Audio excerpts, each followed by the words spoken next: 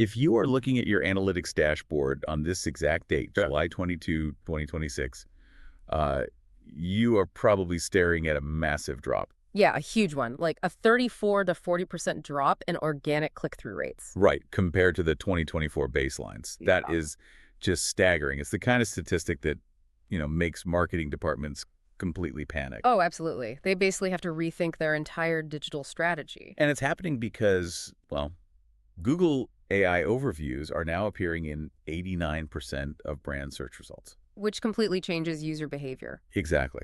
Okay, let's unpack this a bit. Because you remember the rotary phone, right? Yeah, of course. Well, or at least I've seen them in historical documentaries. Right. You stick your finger in the dial, pull it around, and wait for it to click all the way back. One physical action equals one predictable connection. Very mechanical, very linear. Exactly. Yeah. And for 2 decades, searching the internet was exactly like that. You typed a keyword into a search box, hit enter, and got a clean, mechanical page of 10 blue links. But as of this exact date, July 22, 2026, that rotary phone is basically gone. It has been completely replaced. Replaced by a system that doesn't just connect your call. It anticipates what you're going to say, holds the conversation for you, and summarizes the outcome before you even realize what you need. It's a whole new world. It really is.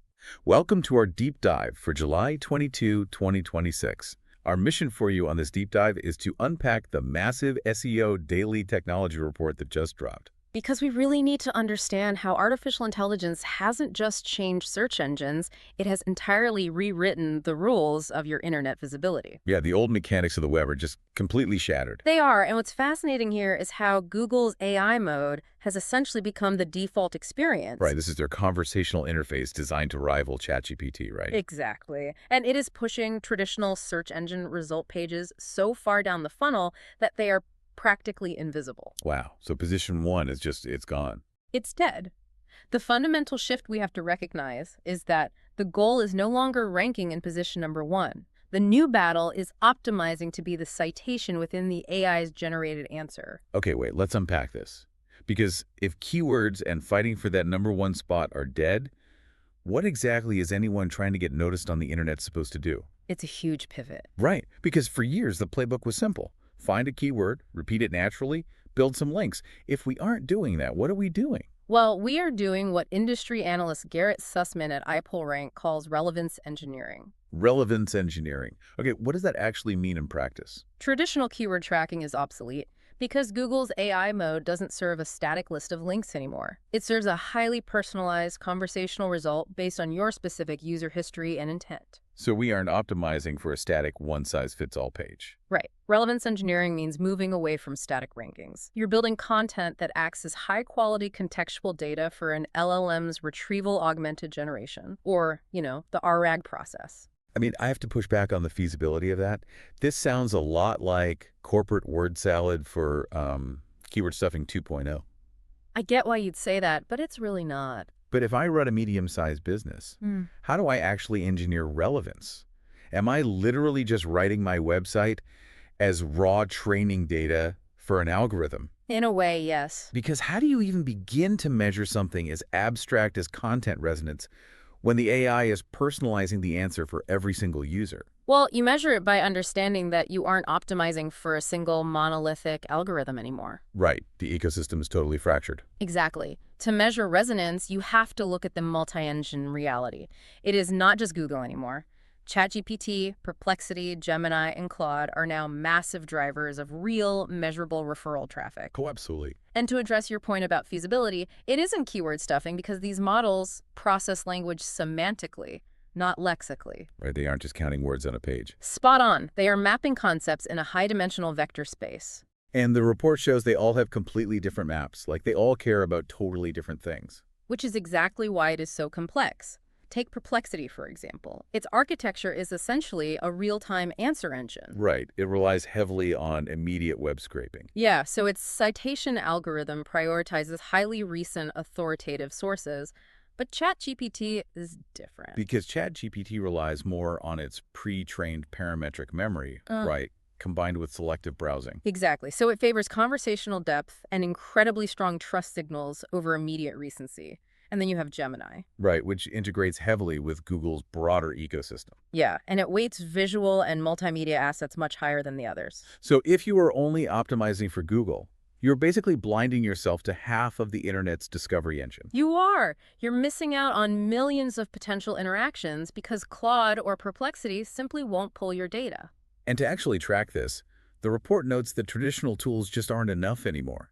You have to use platforms like Trackings.ai, Athena HQ, and Iriscale. Because those tools are built to query LLMs at scale, they measure how often your brand is generated in an answer rather than where a blue link sits on a page. Without those tools, you are essentially flying blind in the multi-engine ecosystem.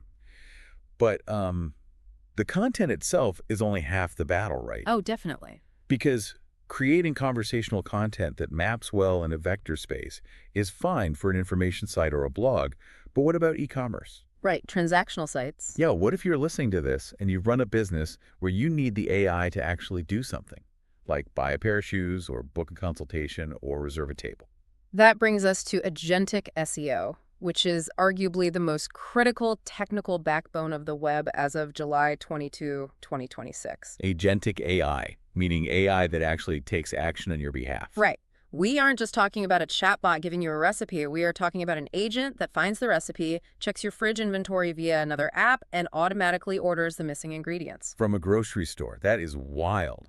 Yeah, but for these agents to work, they need seamless access to your website's backend. Here's where it gets really interesting. Think of these new back-end optimization requirements like the Agentic Commerce Protocol, or ACP. And Google's Model Context Protocol, MCP. Right, think of them like laying down train tracks. You can have the most beautiful, relevant content in the world. The best products, the nicest digital storefront. Exactly.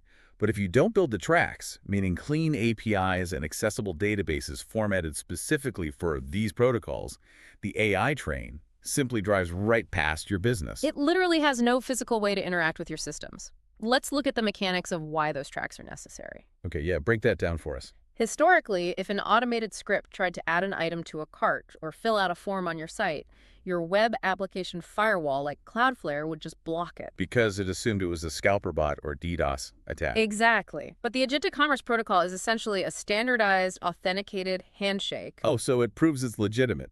Yes, it allows an AI agent to cryptographically prove it is acting on behalf of a verified human user. It bypasses the bot protection and interacts directly with your inventory database using structured JSON commands. Wait, so if you haven't implemented ACP, the AI literally cannot buy your product? Nope. It hits a firewall and moves on to your competitor who does have the protocol installed. Wow. So back-end SEO is now mandatory digital infrastructure. It absolutely is. And on the media and publishing side, Google's MCP does something similar. It allows publishers to securely surface paywalled or subscription content to an AI model. Without just giving it away for free on the open web. Which perfectly sets up the massive update to Google Search Console for July 2026. Oh, this is a huge deal. Because for the last 2 years, publishers have been screaming that AI companies are just scraping their content, summarizing it, and giving them zero traffic or credit. Right. It was a completely parasitic relationship. But this new GSC update finally gives webmasters some serious levers to pull. You can now specify your preferences for AI, overview inclusion, set strict citation rules, and request outright exclusion. If we connect this to the bigger picture, this is a massive shift in power dynamics. Previously, site owners were totally at the mercy of the LLM crawlers. And now they aren't. Not anymore. The new GSC controls don't just ask nicely, they enforce cryptographic rules. If you set a strict citation rule, Google's AI mode is programmatically restricted from generating an answer based on your content. Unless it includes a visible, clickable attribution link? Exactly. Auditing these settings is a day-one priority for anyone managing a website as of July 22, 2026. But let's zoom out for a second because we are throwing a lot of heavy technical requirements around here. We definitely are. I mean, relevance engineering, mapping vector spaces, installing agentic commerce protocols, tweaking GSC cryptography. And tracking citations across 4 different AI engines. Exactly. How does a single marketing team or a solo business owner actually manage this? I imagine the tool stack required to just keep the lights on is completely overwhelming. Well, it would be impossible to do manually. The software industry has had to consolidate and evolve rapidly to solve this exact problem. Right. The report highlights the big three tools that basically run the digital marketing world in 2026. And the undisputed command center right now is Semrush One. Coming in at $119.95 a month for their Pro tier. But let's look under the hood of why it's dominating so much. Yeah, it's not just a dashboard of keyword metrics anymore, far from it. Semrush One's dominance comes from its enhanced Copilot feature. Which uses its own generative AI, right? Yes, it ingests all of your multi-engine data and essentially emulates an LLM's vector database to predict your visibility. So instead of you having to manually check if ChatGPT likes your new article, Copilot just does it for you. Exactly. It runs simulated queries against models of ChatGPT, Perplexity, and Google AI modes simultaneously, and it tells you exactly where your semantic gaps are. That's incredible. But I do want to bring up a riff, though, because they are holding strong at $99 a month for their light tier. Yeah, the report designates them as the absolute gold standard for technical SEO and backlink intelligence. Right. Their AI Site Explorer spots toxic link patterns. But what's crazy to me is that it refreshes its index every 15 to 30 minutes for top domains. Why does real-time speed matter so much now? It goes back to Perplexity. Because Perplexity weights immediate recency and live web scraping so heavily in its citation algorithm, a sudden spike in mentions can alter your Perplexity visibility in minutes. Or a sudden loss of a high-authority backlink. Exactly. RFs built their infrastructure to catch those micro-fluctuations so you can react in real time. And then there is Surfer SEO, the third pillar. They have completely cornered the market on AI native content optimization. Right. But they aren't just giving you a list of LSI keywords to sprinkle into a blog post anymore. No, their NLP editor has updated its content score metric to mathematically calculate your AI citation potential. The mechanics of that content score are brilliant. Surfer cross-references your text's natural language entities against the known open-source training weights of models like Llama 3. Or the estimated weights of GPT-4. Yeah, it calculates the statistical probability that an LLM will draw a connection between your brand and the topic you are writing about. Which brings up the ultimate question of how we actually feed this information to the AI. We have the tools tracking the data, but we still have to give the AI crawlers a map of our own websites. We still need to structure our data. Right. Jay Sandil is still doing a lot of the heavy lifting for FAQ and product schema, sure. But the report emphasizes a completely new standard that is honestly blowing my mind. You mean the lms.txt file. This is a monumental shift in site architecture. Yeah, we used to rely on robots.txt just to act as a bouncer, like allow this bot, disallow that bot. It was very rudimentary. Very. Now, 15 to 20% of major websites have adopted the LLMs.txt file. What does this file actually look like when you open it up? It is essentially a highly structured markdown file sitting in your root directory. Unlike robots.txt, the lms.txt file provides direct semantic context to an AI crawler. What kind of context? Well, inside the file, you might have a markdown table that explicitly maps your executive team to their real-world credentials. Oh, interesting. Or you might have system prompts written directly to the crawler, summarizing your core brand entities, defining your product categories, and pointing it directly to your most high-value API endpoints. Wow, so it is literally handing the AI a customized study guide for your brand. You are taking all the guesswork out of the model's retrieval process. Exactly. If the AI doesn't have to spend computational power trying to figure out what your site is about, it is significantly more likely to cite you. And that efficiency is everything. Yeah. Sites deploying comprehensive structured data alongside an optimized LMS.txt file are seeing massively disproportionate citation rates. Across the entire multi-engine ecosystem. Okay, so what does this all mean? We've covered a massive amount of technical ground here. We really have. We're moving from blue links to AI citations. We're running relevance engineering through Semrush One and Surfer SEO. We're laying down agentic commerce protocol tracks so AI can actually buy things. And we are feeding crawlers study guides with LLMs.txt. Right, so let me pose a hypothetical for you. You have two competing businesses. They both have perfect schema markup, flawless ACP integration, and beautifully optimized LLMs.txt files. Who wins the tie? That is the million-dollar question. Is digital visibility entirely robotic now? That is the core anxiety of the 2026 web, and the report gives a definitive, perhaps surprising answer. The ultimate tiebreaker is your real-world brand authority. Human authority as the ultimate defense against AI volatility. Yes.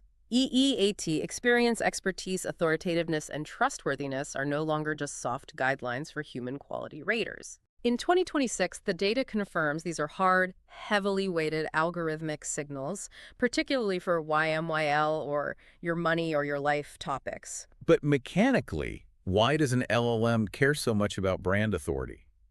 Like, why does it prioritize an old legacy brand over a mathematically perfect, technically flawless new website?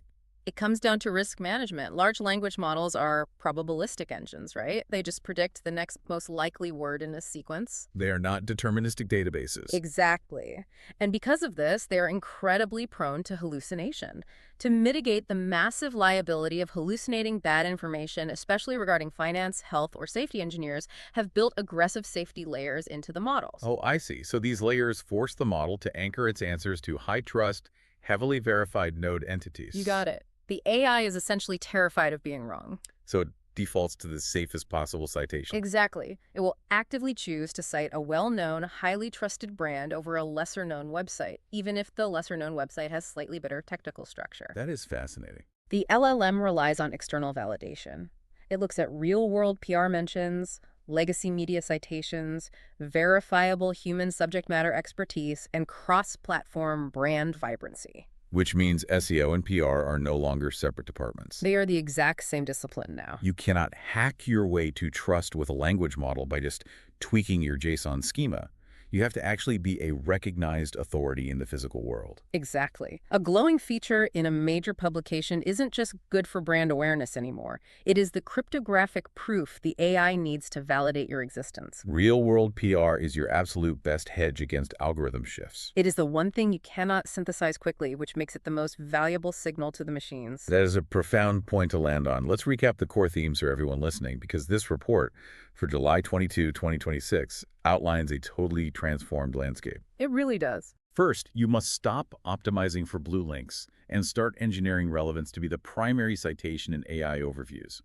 Second, you have to monitor your multi-engine visibility across Google, ChatGPT, Perplexity, and Claude using the new generation of tools. Third, you must lay down the technical tracks, the agentic APIs, and the LLMs.txt files so AI can securely interact with your business. And finally, none of that technical wizardry matters if you aren't building undeniable, real-world brand authority to prove to the AI that you are a safe, trustworthy source. It is a fundamentally different internet. And as we process all of this data, this raises an important question. Well, a bit of a provocative thought to leave you with. Go for it.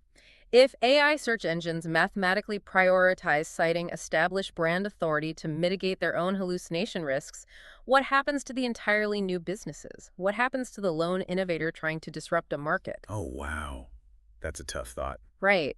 If you don't already have the legacy PR machine and the historical brand recognition, how do you mathematically convince a risk-averse AI that you even exist in the first place? That is the perfect question to mull over. Because right now, the AI is deciding who gets seen and who remains invisible. Thank you for joining us on this deep dive. Thanks for listening. I want you to take a moment and really think about how your own digital footprint looks to an AI on this exact day, July 22, 2026. Are you a beautifully constructed set of agentic train tracks leading to a highly trusted, authoritative source? Or are you a rotary phone sitting in a world of smart agents? We'll leave you to think about that.